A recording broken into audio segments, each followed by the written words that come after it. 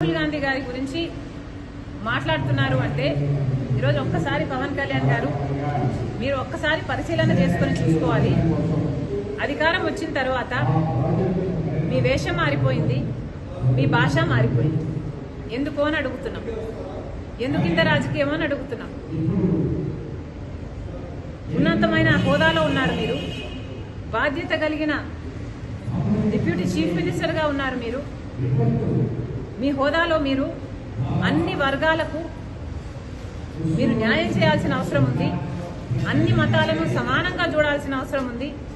అలాంటి మీరు ఈరోజు ఒక మతమే ముఖ్యము అన్నట్టు మీరు వ్యవహరిస్తున్నారే, ఇదేమైనా పద్ధతిగా ఉందా? డిప్యూటీ చీఫ్ మినిస్టర్గా ఉన్న మీరు ఈరోజు మీరు ఒక మతానికి చెందిన వేషాన్ని వేసుకొని, ఆ బట్టలు వేసుకొని మీరు అఫీషియల్ డ్యూటీస్ చేస్తుంటే మిగతా మతాల వాళ్ళకి అభద్రతా భావం కలగదా?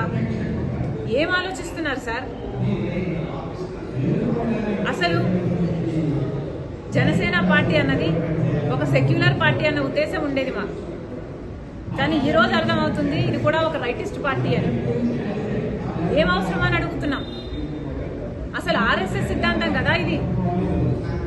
మతం అడ్డు పెట్టుకొని రాజకీయాలు చేయడం అన్నది ఆర్ఎస్ఎస్ సిద్ధాంతం. ఆ సిద్ధాంతాన్ని బీజేపీ అనుసరిస్తుంది అంటే అర్థం ఉంది.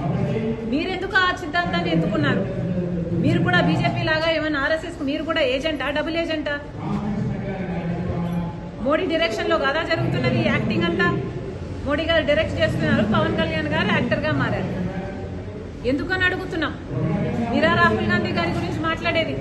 ఏమైంది సార్? మణిపూర్లో క్రైస్తవుల ఊచకోత చేస్తే బీజేపీ పార్టీ, ఇదే మోడీ గారు ఎందుకు మాట్లాడలేదు మీరు? మరి ఇప్పుడు ఒక మతమే ముఖ్యమన్నట్టు మీరు మాట్లాడుతున్నారే, మరి ఆ మతానికి చెందిన వాళ్ళు మనుషులు గారా?